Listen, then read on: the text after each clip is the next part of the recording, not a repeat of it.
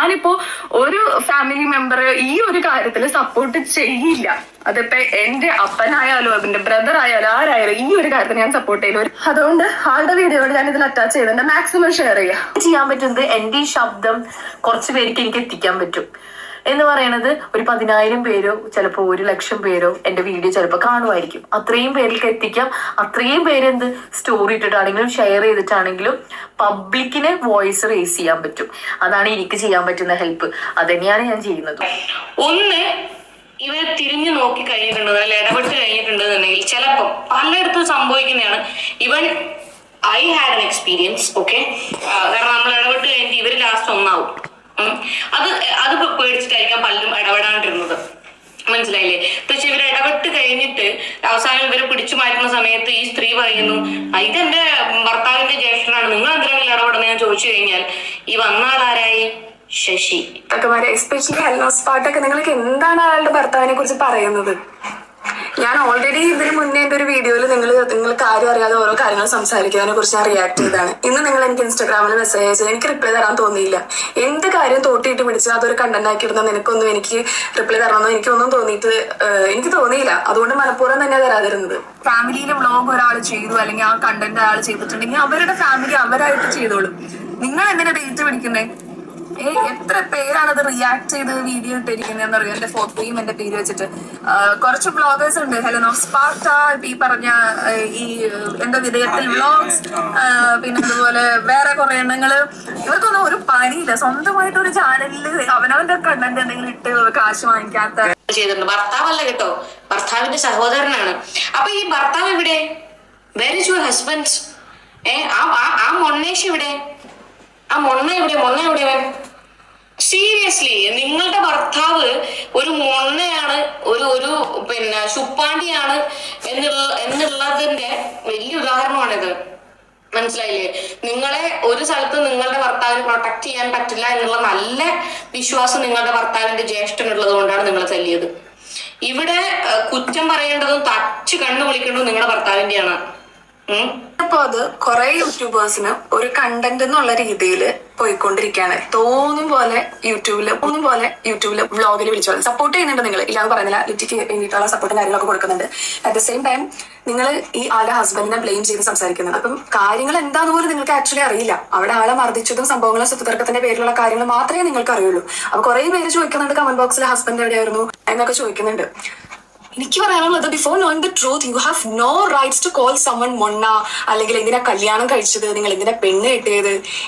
Already വലിയൊരു ഇഷ്യൂല് മാനസികാവസ്ഥയിൽ ആ പെൺകുട്ടി പോയിക്കൊണ്ടിരിക്കുകയാണ്. നിങ്ങൾക്ക് യൂട്യൂബേഴ്സിന് ഇത് ഭയങ്കര ആഘോഷമാക്കി സെലിബ്രേറ്റ് ചെയ്യാനും നിങ്ങളുടെ കണ്ടന്റിന് വേണ്ടിയിട്ട് ചെയ്യാനുള്ള ഒരു പ്ലാറ്റ്ഫോം ആക്കി മാറ്റരുത്, ദൈവത്തെ ഓർത്ത്.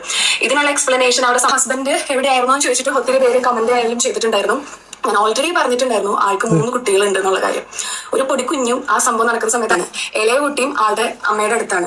മൂത്ത കുട്ടി ഭക്ഷണം പോലും അന്നത്തെ ദിവസം കഴിക്കാൻ പറ്റാണ്ട് ആളെ കരഞ്ഞ് ആകെ പ്രശ്നമാക്കിയിട്ട് മൂത്ത കുട്ടീനെ കൊണ്ട് ഒരു സുഹൃത്തിന്റെ വീട്ടിലേക്ക് പോയിരിക്കായിരുന്നു ആ സമയത്ത്. അപ്പൊ നിങ്ങൾക്ക് ആക്ച്വൽ ട്രൂത്ത് എന്താണെന്ന് അറിയില്ല ഈ സംഭവം നടക്കുന്ന സമയത്ത്. എല്ലാവർക്കും ചെയ്യാം. ഇപ്പൊ അയാൾ ചെയ്ത പോലെ നമുക്കും ചെയ്യാം.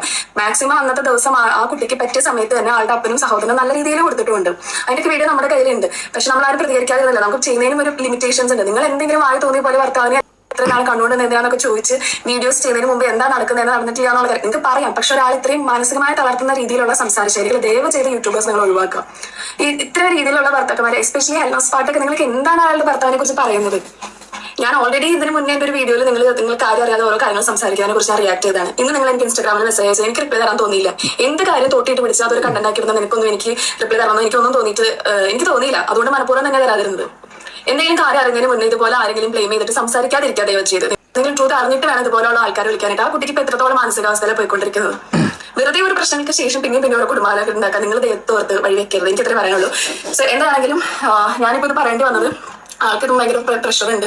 നമ്മുടെ ഫാമിലിയിലെ ആൾക്കാർക്ക് നല്ലൊരു പ്രഷർ ഉണ്ട്. അപ്പം ഇതിന്റെ കാര്യങ്ങൾ ഫുൾ ഡീറ്റെയിൽഡ് വീഡിയോ എങ്ങനെയാണെന്നുള്ളതൊക്കെ നമുക്ക് വഴിയെ എവിഡൻസ് എല്ലാം കളക്ട് ചെയ്തതിന് ശേഷം കിട്ടിയതിന് ശേഷം നമുക്ക് എല്ലാ ക്ലാരിഫിക്കേഷനും ആ സമയത്ത് ഞാൻ തരാം. ഇപ്പൊ അതിന് പറ്റിയൊരു സാഹചര്യം അല്ല.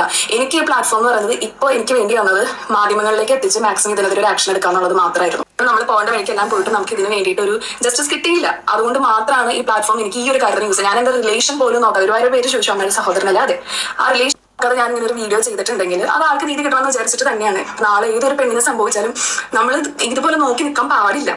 അതുകൊണ്ട് മാത്രം ചെയ്താണ്. നിങ്ങൾക്ക് ഇത് ആഘോഷിക്കാനുള്ള ഒരു കണ്ടന്റ് അല്ല, നിങ്ങൾക്ക് ഷെയർ ചെയ്യാം, നിങ്ങൾക്ക് മാക്സിമം ഈ കുട്ടിക്ക് വേണ്ടിയിട്ട് സംസാരിക്കാം. പക്ഷെ പലരെയും ബ്ലെയിം ചെയ്തിട്ടും മോശമാക്കി സംസാരിക്കുന്ന രീതിയിലും അപ്പനെവിടെയായിരുന്നു അമ്മ എന്തിനെ കല്യാണം കഴിച്ച് ഇങ്ങനെയുള്ള സംസാരങ്ങൾ ദയവ് ചെയ്ത് ഒഴിവാക്കുക. ഓക്കെ, അപ്പൊ യൂട്യൂബർമാരാണ് പ്രശ്നക്കാർ. യൂട്യൂബർമാർ എന്ത് പണിയാണ് കാണിക്കുന്നത്? അതായത് ഇപ്പൊ ഇങ്ങനെ ഒരു കാര്യം പറഞ്ഞിട്ട് ഇവർ സപ്പോർട്ട് ചെയ്യണം. അതായത് ഒരു സ്ത്രീനെ റോട്ടിലിട്ട് തല്ലിച്ചതച്ചു, ഹെൽമെറ്റും വെച്ച് തല്ലിച്ചതച്ചു, അപ്പൊ സപ്പോർട്ട് ചെയ്യണമെന്ന് പറഞ്ഞ് വീഡിയോ ഇടുമ്പോഴത്തേക്കും ആരെങ്കിലും അതിനകത്ത് സപ്പോർട്ട് ചെയ്യാവോ? അങ്ങനെയാണ് യൂട്യൂബർമാർ ചെയ്യേണ്ട. കാര്യം ഇങ്ങനെ ഒരു സാധനം വരുമ്പോഴത്തേക്കും എന്തെങ്കിലും യൂട്യൂബിനകത്ത് കാണുമ്പോൾ തന്നെ അപ്പം കയറി സപ്പോർട്ട് ചെയ്തോളാം. നിങ്ങൾക്കൊന്നും വേറെ പണിയൊന്നുമില്ലേ? പണിയൊന്നും കണ്ടന്റ് വിറ്റ് ജീവിക്കുന്നത്. അതായത് ഒരു സ്ത്രീക്ക് ഇത് നടക്കുമ്പോഴത്തേക്ക് അതെടുത്ത് അങ്ങ് കണ്ടന്റ് ആക്കണം യൂട്യൂബർമാർ. അപ്പൊ ഇങ്ങനെയൊക്കെയാണ് വന്നിട്ട് നമ്മുടെ CS with Ash എന്ന് പറഞ്ഞാൽ അതിനകത്ത് അവർ വന്നിട്ട് ഈ പറയുന്നത്. അപ്പൊ ഇവരോട് എനിക്ക് ചോദിക്കാനുള്ളതെന്ന് പറഞ്ഞാൽ, ഇപ്പൊ ഇവർ പറയുന്ന മൊത്തം നിങ്ങൾ കേട്ടല്ല. അപ്പൊ കേട്ട് എനിക്ക് ഇവരോട് ചോദിക്കാനുള്ളതെന്ന് പറഞ്ഞാൽ, നിങ്ങൾക്ക് ഇത് കണ്ടന്റ് അല്ലേ? നിങ്ങൾ ഈ ഒരു വീഡിയോ വന്ന് യൂട്യൂബിനകത്താണ് ഇടുന്നത്, നിങ്ങളുടെ ചാനൽ മോണിറ്റൈസ്ഡ് ആണ്, നിങ്ങളും ഒരു യൂട്യൂബറാണ്, നിങ്ങൾക്കും അതൊരു കണ്ടന്റ് അല്ലേ? നിങ്ങൾക്ക് അതിൽ നിന്ന് റീച്ച് അല്ലേ കിട്ടുന്നത്? അപ്പൊ ആ ഒരു കാര്യം നിങ്ങൾ അവരെ സപ്പോർട്ട് ചെയ്യണമെന്നുള്ള ഉദ്ദേശത്തോടെ ആയിരിക്കാം നിങ്ങൾ ആ ഒരു വീഡിയോ ചെയ്തത്. അതേപോലെ തന്നെയാണ് നമ്മളും ഈ ഒരു വീഡിയോ ചെയ്തേക്കുന്നത്. നിങ്ങളെ സപ്പോർട്ട് ചെയ്യണമെന്നുള്ള ഉദ്ദേശത്തോടെയാണ് നമ്മൾ ഈ വീഡിയോ ചെയ്തേക്കുന്നത്. പക്ഷെ നിങ്ങൾ എന്താണ് ചെയ്യുന്നത്? നിങ്ങൾ വന്നിട്ട് എല്ലാ കുറ്റവും നമ്മുടെയാണെന്നുള്ള രീതിക്കാണ് നിങ്ങൾ സംസാരിക്കുന്നത്.